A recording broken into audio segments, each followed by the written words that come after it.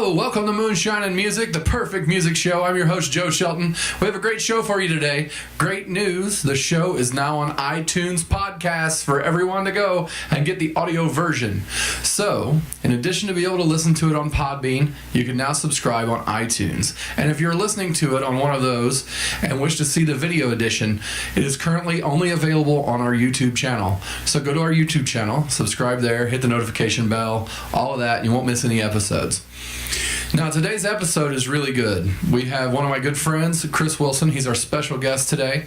Chris Wilson and I have been friends for quite a while. We play together in some pub sessions often at a local watering hole, and he brings a lot of emotion to his songwriting. His performance and his general presence demand your attention. And on top of all of that, Chris is a first-class father and a great friend to all who know him. His EP, the Fragile EP, as it is titled, is available on all the digital sites like iTunes and Spotify and Amazon and Google Play and stuff. And it features a song which is kind of what should I say? Like the epicenter. It would be like a hit song, and it is. It had a special role in a movie on Lifetime Channel called Christmas in Mississippi back in December. And, all of us were really jealous, but it was really cool. He got a song in a Lifetime movie. Anyway, I love Lifetime movies as an aside. Holiday films are my jam. I love Lifetime movies, Hallmark movies. I love the cool plot lines that are like almost the same and guessing which ones they are and all that stuff. So it's a whole lot of fun. And then like one of your friend's songs comes on like right in the middle, and it's really, really like a cool experience. And on top of that, it's a really great song. And he's going to perform it for us live here a little bit later. Chris is also in the studio right now. He's working on a new record, and a couple of the songs from that record are going to be also played on today's show, and I think you'll really, really, really love it. So don't forget to hit the subscribe button. We have a lot of great shows coming up. There are incredible artists on the way that are going to bare their souls and play their hearts out for you. So enable those notifications because we don't want you to miss anything. All right, I'll see you on the other side. Moonshine and Music starts now.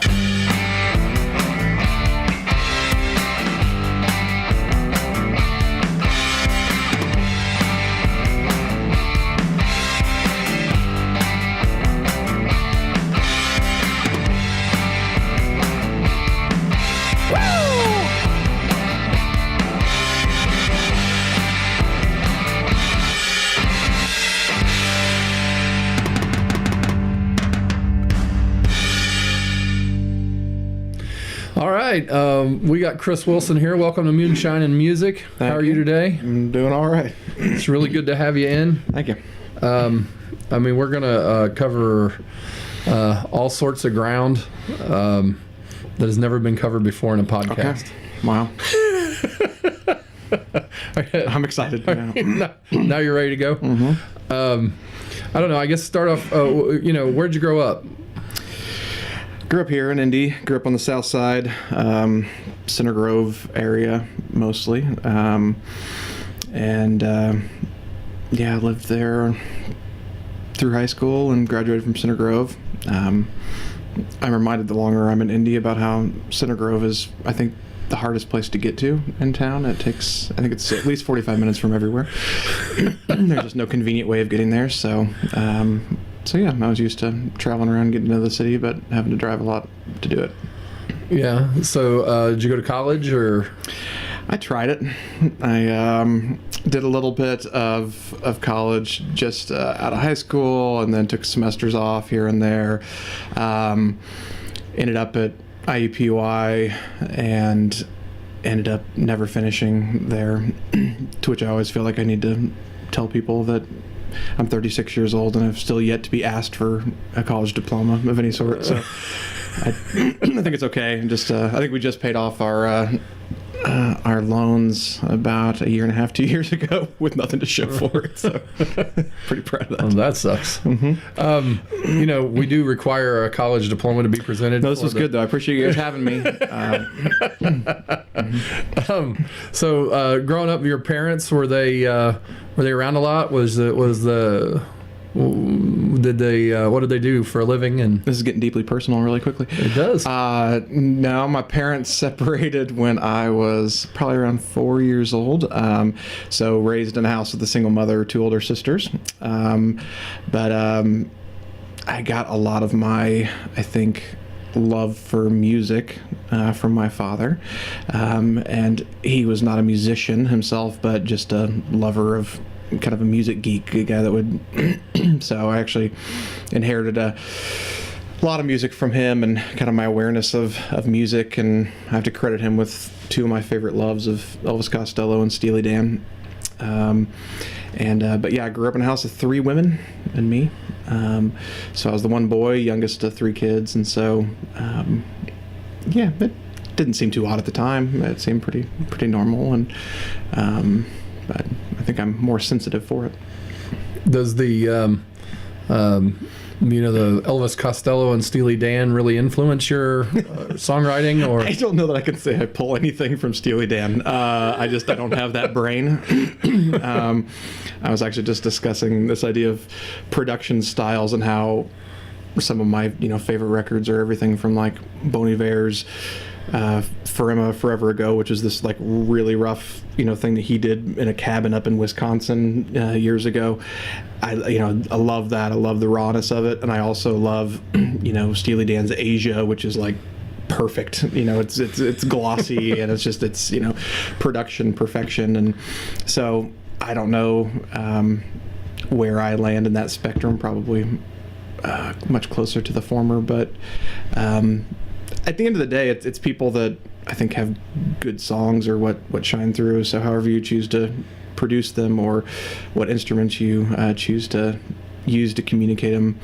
I think Elvis Costello, there's certainly some, he's a songwriter and been at it for a long time. And so it was, the graduation from that to more modern music at the time, which with my age, it was early 90s grunge and Counting Crows and Pearl Jams. And, but again, it's like you could listen to songs with very different styles, but at the core of them, a good song is a good song. You were saying that you had a couple of older sisters and stuff, and how does that inform? Because I'm the youngest of 3, mm-hmm. and my older brothers kind of inform a lot of who I am. Sure. And does that inform like your songs, or just the way you live things in general, or Yeah, like I'm, a lot of my songs are kind of whiny, sad bastard music, and so as the baby, I need attention, and so that probably has a lot to do with it. Certainly in the music the discovery of music. So my sisters, especially my eldest sister, turned me on to a lot of good music. So my sisters, we're all about 3 years apart. So my older sister's about 6 years ahead, and similarly, like they're into things, they're listening to things. They are cool to you as you're growing up. They're ahead of the curve, and you're taking a lot of your cues and getting a lot of your information from them. And so, for me, there was a lot of introduction of what they were listening to, and things that I would hear from the bedroom down the hall, and popping in saying, "What's that? What are you listening to?" And me I remember trying to steal my sister's like Nirvana T-shirts or Grateful Dead T-shirts, and my sisters would immediately be like, "Name 5 songs that this band sings before you can wear this T-shirt." So I had to get pretty sharp pretty quick. Oh, absolutely, because they didn't want me to be a poser, which I can credit them with as well. So apparently, authenticity was very important in our family. So how old were you when you started playing? I think I was in 4th grade when I got my first guitar. A Christmas present that, if my memory serves me, I think I got it the summer before by nagging at my mother to do this, and then kind of saying, well, do we really want to wait until Christmas to open this? I could be learning this now, and starting to make the family some money. I'm just kidding. But it was, I'm trying to think if it was because you were just a prodigy, that's what you're saying. Right, exactly. That's, if we communicate nothing else, I was a phenom. I'm pretty sure it was an Ibanez acoustic guitar, like acoustic electric, that I played and was really involved in church at the time, and so jumping in with some of the bands there was really where I learned how to do what I do. Your first bands were church bands. Were you in bands after the church, or what? How did you evolve? Yeah, I mean, honestly, the church thing was where I learned how to.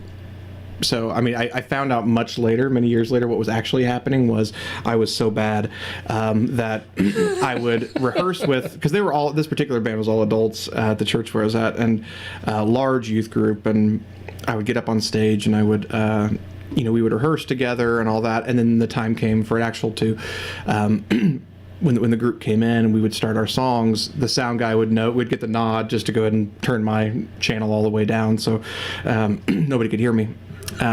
But I learned how to play with people. Like I think that's where my ear developed, certainly, was being able to realize that you're not just a solo instrumentalist, that there's an ensemble here, that there are other people involved. And so did that for a number of years, and then got to the point where I was probably leading bands from that at some point. It's a kind of funny story. It was senior spring break in high school, so I played guitar from fourth grade on, but never really knowing how I was doing or if I was any good. And kind of these little church circles were the only thing that I was playing in at the time, so you don't really have much of a point of reference of how people really think. And that world is not about performance as much as it is just kind of playing along with these tunes. So it was senior spring break of high school that went down with a group of friends, a group of guys to, I think, Daytona Beach, and a friend's little brother had brought a guitar down with him, and we're out poolside one day, and somebody sticks a guitar in my hand and said, "Hey, you play, don't you?" And I played, what was it, Trains Meet Virginia, which was the, I think, hot song at the time, and it was the first time I noticed that like people would gather around and people wanted to listen, and they'd say, "Hey, do that song." It was like the only song I knew, so they would say, "Do that song again." And so I'd play that song again, and first of all, I was kicking myself that it took me to my last semester of my senior year to realize like why I should have done this long time ago. Girls are paying attention. So I think that's probably what the turning point was for me, of kind of going, okay, maybe there's something here, there's something I can do that people like listening to and like checking it out. So we were chatting about musical influences, I think, from your sisters, but do you? I know that you have a couple of children because you do the nap time sessions on your Facebook, and I think. Do you feel yourself rubbing off on them with your musical tastes, or do they like music, or how's that going? Yeah, we have little dance parties around, so kids are 5 and almost 3, and so we're full on in the thick of young children parenting, but yeah, they express general interest, but my wife she played Division I soccer, so she's kind of a jock, and I come from this music world, and I think we're both like really cautious. It's a funny little dance to see because we were really cautious to not try and push them, to be a stage parent toward any particular thing. At the same time, we're kind of like, when my daughter's dribbling a soccer ball out in the backyard, and my wife, kind of does light up a little bit, or like when my kid finds her way, crawls onto the piano and starts, taking her out, I'm just like, wait for it, see if they have perfect pitch. But no pressure at all. But yeah, I mean, it's pretty early to know where, even for me, like, this is the only thing that it seems like I've ever wanted to do.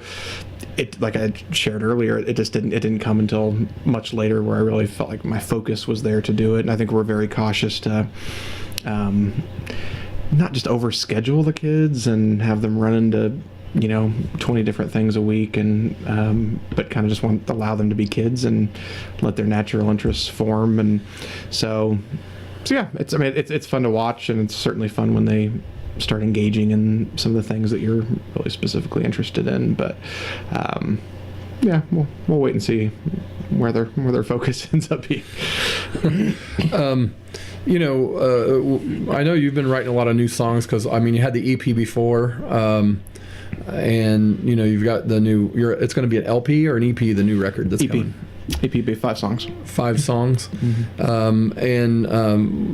Did you go for a certain theme on these? Or are you trying to what are the songs kind of going to be about? Are they do you have like a concept album going, or is it just different stories? Or no, I've never. I think sometimes that idea of writing a concept record sounds interesting. I've a few times been commissioned to write things, which has been kind of a fun diversion or a new way of looking at songwriting. But mostly when I write things for me and for records, it typically, I feel like I'm a pretty traditional songwriter, the format that I write in and how I approach songs. I'm a melody-driven guy, so melody comes the easiest. Lyrics kind of have to fit within that melody, and it's typically how I write. And so, yeah, and I'm pretty inspirationally driven, so if the moment's not there, I got to walk away from it. But yeah, I think when you step back and you take like 1,000-foot view of a project, you realize that there probably are some themes, some things that you're kind of going through. That last EP I recorded while in Belfast, and I think that one certainly had a lot of that storyline in it, even though it was never intended to be a concept of our time there. And similarly, I think these songs is just as I evolve, hopefully, as a person, different seasons of life, different songs and different tones kind of come through on that. But I have to be very cautious to not put too much pressure on a particular project, because I can get really neurotic and kind of dark about making sure it's exactly right. And my wife's actually a great help for me in reminding me, like, this is just a snapshot of where you're at right now in this season of life. Like, there'll be more, there's been some in the past, but right now this is just a snapshot, and you're just trying your best to capture. It helps kind of relieve some of the pressure of recording and saying, and here they are now, pressed for eternity. And they have to be absolutely perfect. Well, yeah, I can guarantee you that's not happening because I'm involved.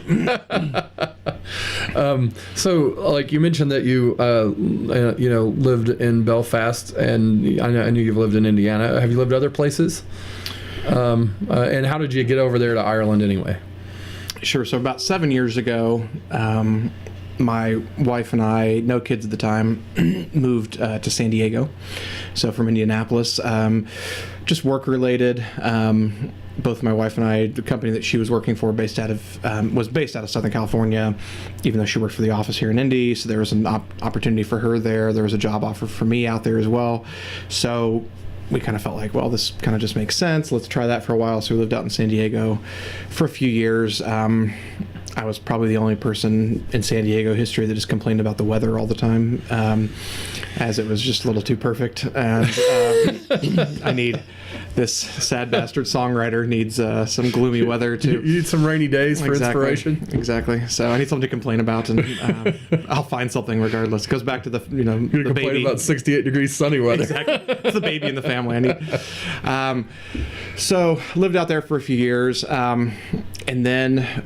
Yeah, to be honest, it's more than maybe what you're asking, but we kind of looked at ourselves at this point going, we were settling in Southern California and doing pretty well in work, and going, is this it? Like, is this the way, we kind of saw life going? It was just kind of us settling in this place and kind of riding this out.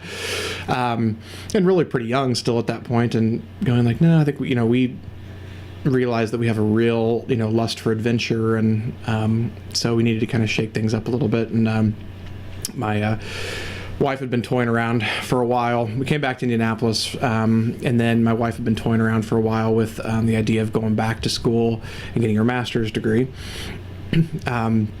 which, as it turns out, is one of the, I guess, in quote, easier ways of moving abroad and getting visa sponsorship and all that, it can be quite difficult.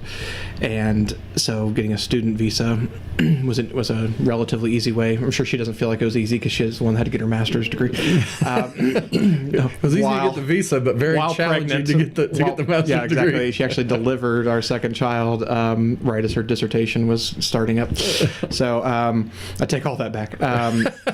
Let's make sure we show her that part. Exactly.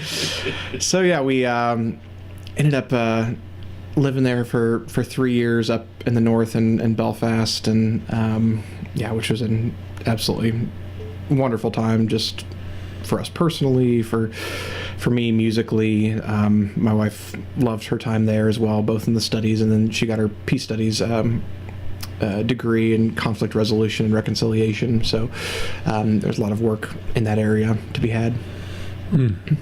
So you going to do some songs for us today. Do you know, are there going to be some of the new ones or some of your old ones? Or Yeah, I'd all right, probably do some new ones, and yeah, we'll see how that goes. But all right, well, that's cool. Let's cut to it. We're going to take a little break, and we'll be back with some music from Chris Wilson. So thank you for coming in. Thank you for having me.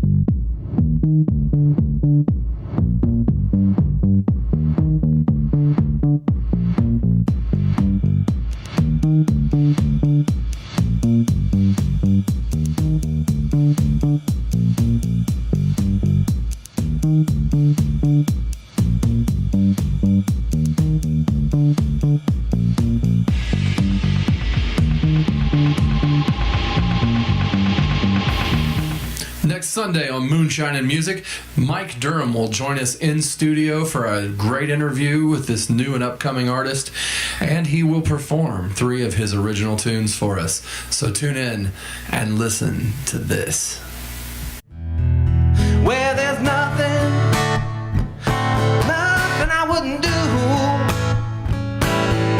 just to walk forever by your side.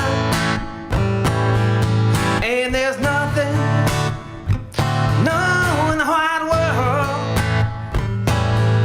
that would keep me feeling more satisfied.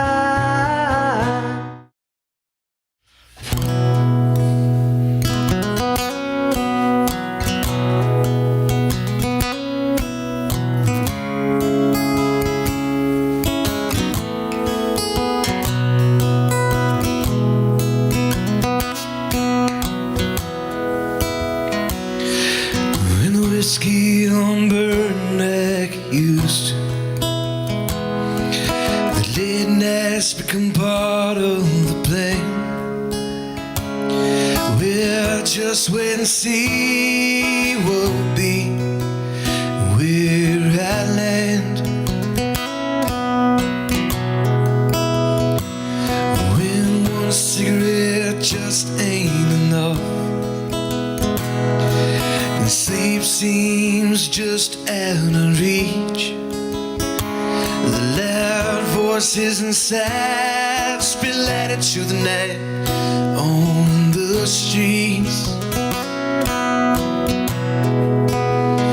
These decisions may be my downfall, but it's just part of letting go.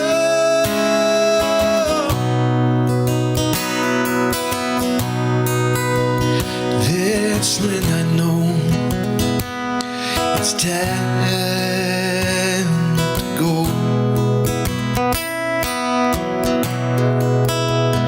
When I've forgotten how to be alone, the silence is too much to stand. I fall into your eyes and trust your lies the best I can. If you're waiting for me to be the one to say that it's time to move on, I'll say with a smile, we'll be here a while, I'm not done. These decisions may be my downfall,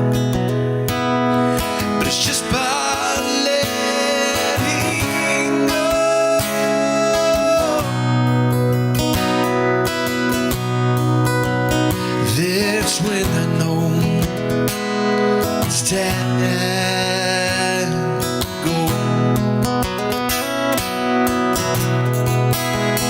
These decisions may be my downfall, but it's just part of letting go.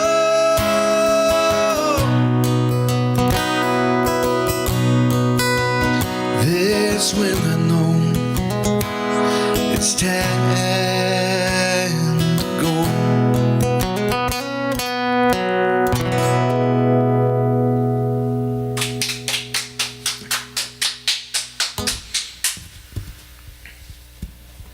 Carry on. Keep going. All right. Yeah.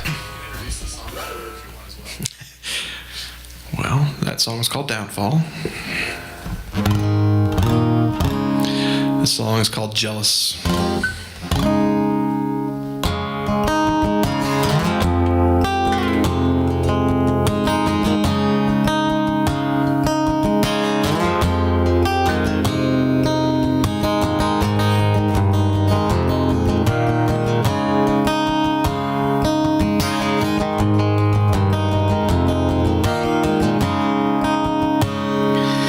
I'm so jealous of how you don't play by the rules of this world.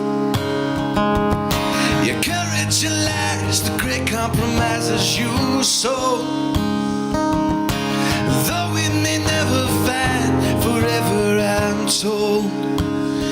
Here we go, darling, I need you, but you won't wait for love. I go crazy when you say it ain't easy. Oh, you think I don't know, but I'm prepared to show you the way.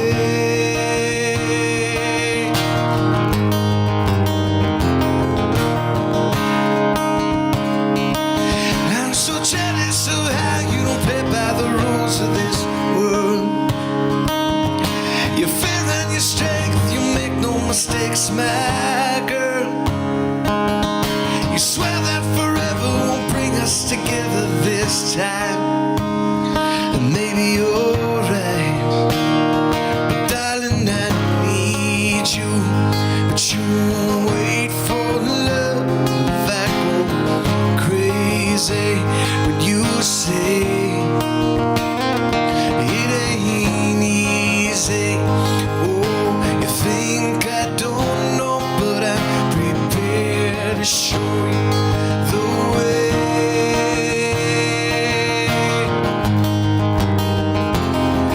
Through all of your madness, all I hear is sadness. Girl, you're my restless one.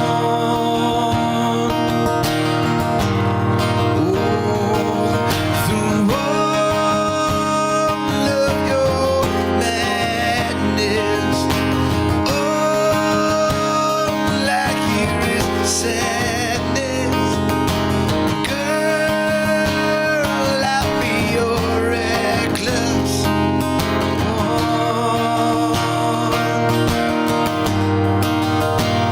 'Cause darling, I need you, but you won't wait for love.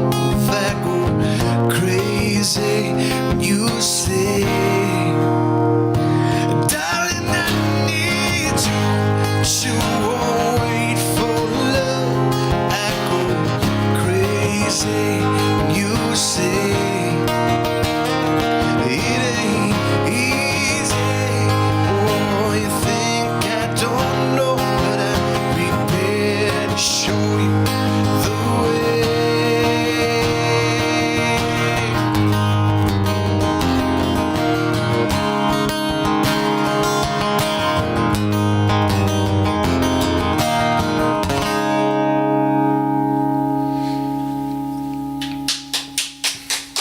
Thanks. Yeah. Why am I blanking on me?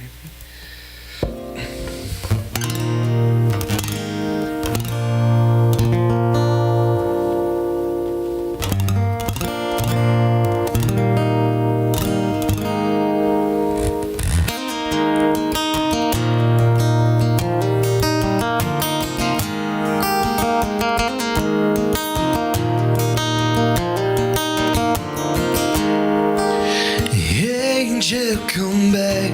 I need you in these arms again. I thought that you would stay. This isn't how it should have been. So I lay my head down, waiting for the pain to end.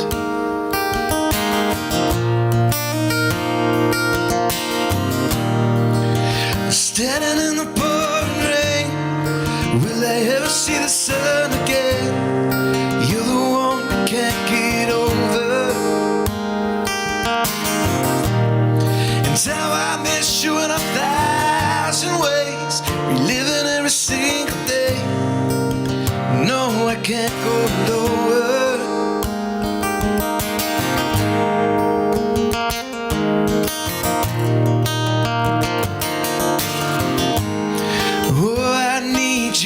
To know you will always be a part of me. I could just get you back. How wonderful this all would be as the dust starts to clear. I begin to see.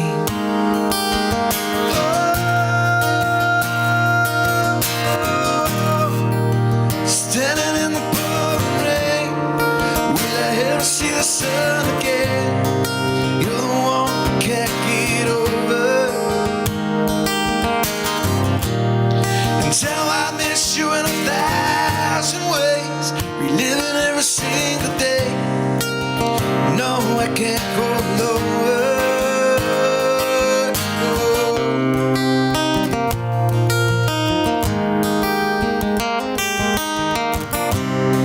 You'll always be a part of me. You'll always be a part of me. You'll always be a part of me. You'll always be a part of me.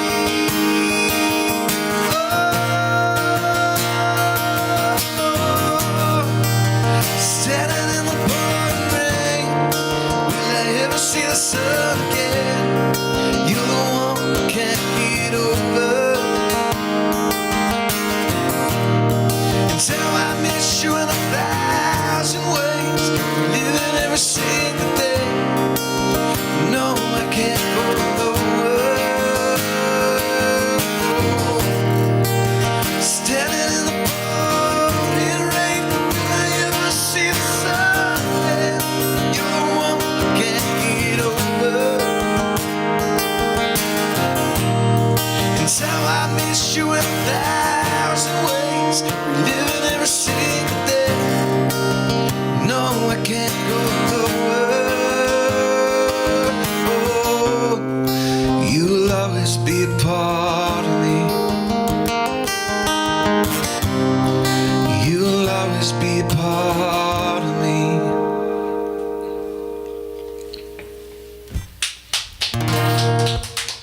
That attitude guitar. Am I doing one more? All right.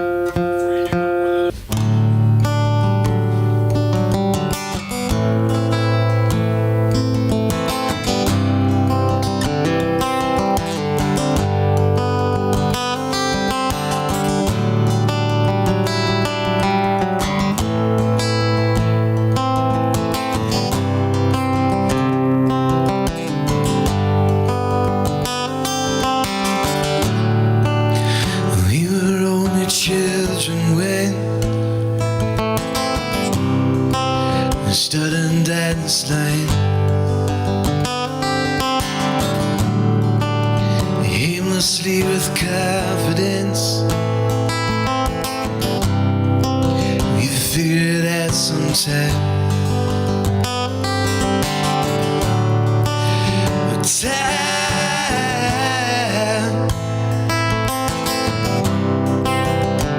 it has a way.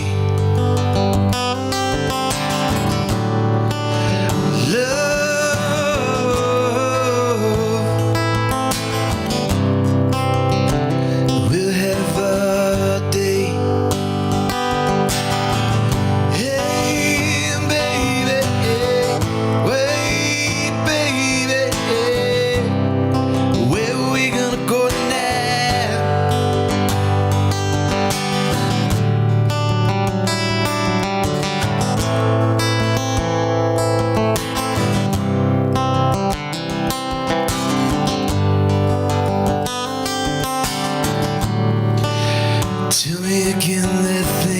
it.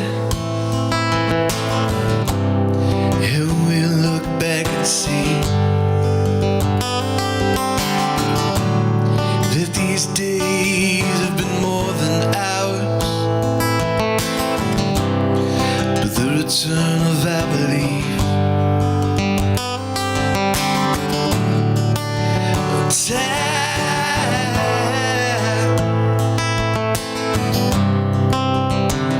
It hangs away,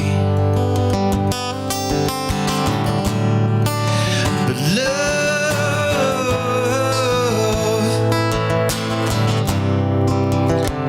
will have our day. Hey baby, wait baby, where we gonna go now? Hey baby, wait baby, where we gonna go now? So hey, let's not get crazy. Still time for us to find our way through mistakes we've made. Don't come undone. Hey baby, wait baby, where we gonna go now? Hey baby, wait baby, where we gonna go now? Hey baby, wait baby, where we gonna go now? Where we gonna go now? Where we gonna go now? Oh, we're gonna find a way. Where we gonna go now? Where we gonna go now? Oh, we're gonna find our way.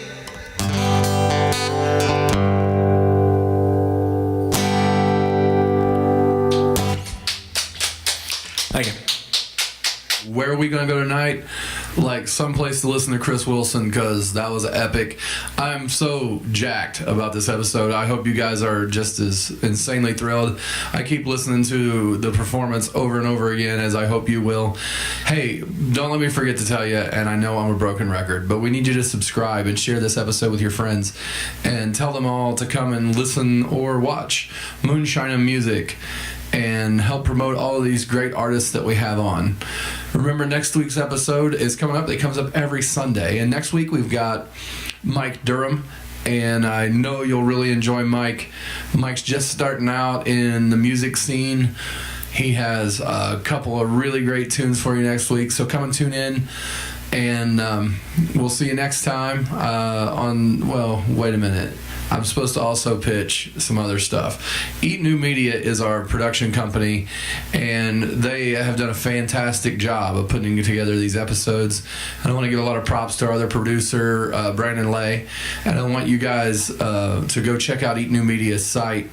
And if you're an artist or you're a performer and you're looking for video work, somebody to do some video work for you, please contact Eat New Media and let them give you a quote on your project and all that. I know they'll be reasonable, and they do an excellent job with all of that stuff. So please go there and tune into that. Also, I have shows coming up. April 5th, I'm at Burnside Inn in downtown Indianapolis. And then April 12th, I will be at the Side Door Pub in Plainfield, Indiana. And then on April 14th, I'm playing at Acoustic Convergence 18 in Metamora, Indiana. We're kicking off the season for them at the Opry Barn down there. So all of that's going to be going on. The dogs are going to go crazy in the background when we do, because they love the thought of Acoustic Convergence 18. Anyway, that's it for today's show. Thank you for joining us, and we'll see you next time on Moonshine and Music. Moonshine and Music is a production of Eat New Media in association with Notlehs Entertainment. Producers for today's show were Brandon Lay and Joe Shelton. Thank you for joining us. Copyright 2018, Moonshine and Music. Please visit moonshineandmusic.com for all back episodes. Thank you.